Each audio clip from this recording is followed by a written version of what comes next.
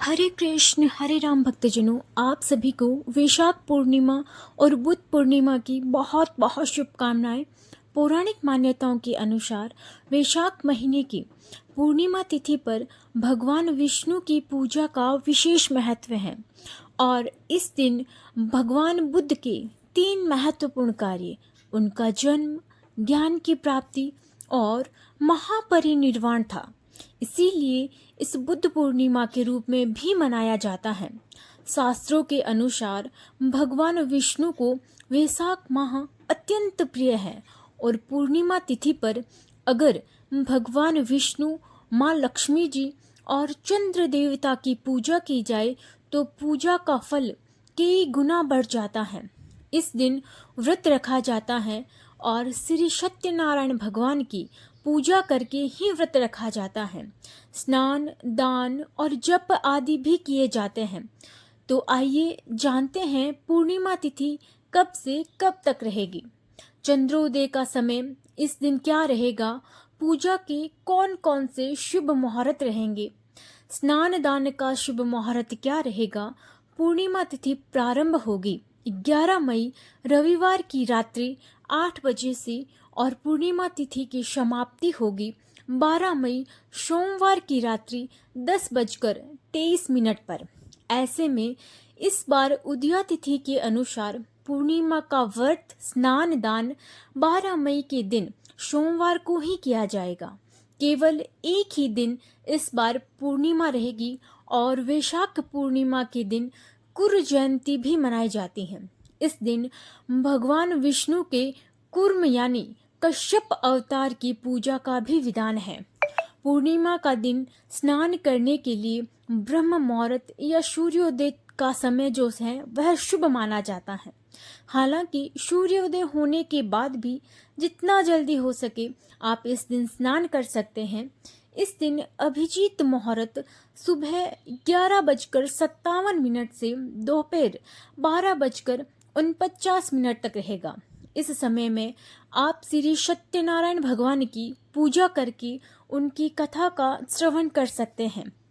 इस दिन भद्रा भी रहेगी, लेकिन भद्रा का समय जो है वह सुबह 9:14 तक समाप्त हो जाएगा, क्योंकि भद्रा का विचरण तीनों लोकों में होता है और लोकों के आधार पर ही भद्रा शुभ या अशुभ मानी जाती है।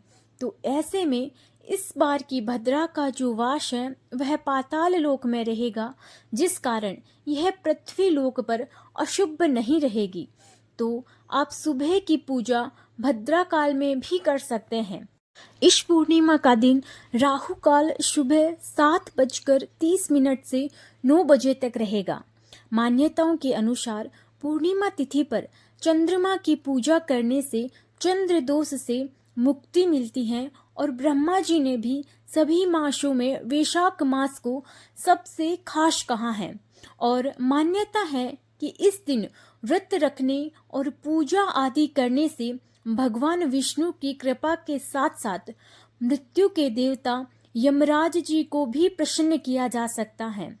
वैशाख स्नान का नियम लेने वाले सभी भक्तों को इस दिन विधि विधान से उद्यापन भी करना चाहिए।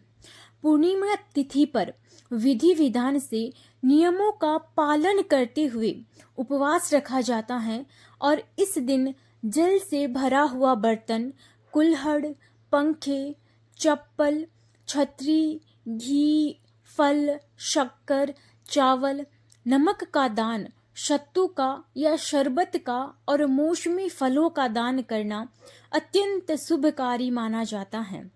दान करने से बड़ा कोई पुण्य नहीं है और कलयुग में एकमात्र दान से ही मनुष्य को सभी पापों से मुक्ति मिल सकती है। इस दिन माँ लक्ष्मी जी को खीर का भोग अर्पण करने से घर में माँ लक्ष्मी जी की स्थायी कृपा भी बनी रहती है। पूजा करने के बाद सबसे अंत में जाने अनजाने में हुई गलतियों की क्षमा याचना करनी चाहिए और यमराज जी के निमित्त पूर्णिमा की रात को दक्षिण दिशा की तरफ मुंह करके एक दीपक यम देवता को भी अर्पण करना चाहिए।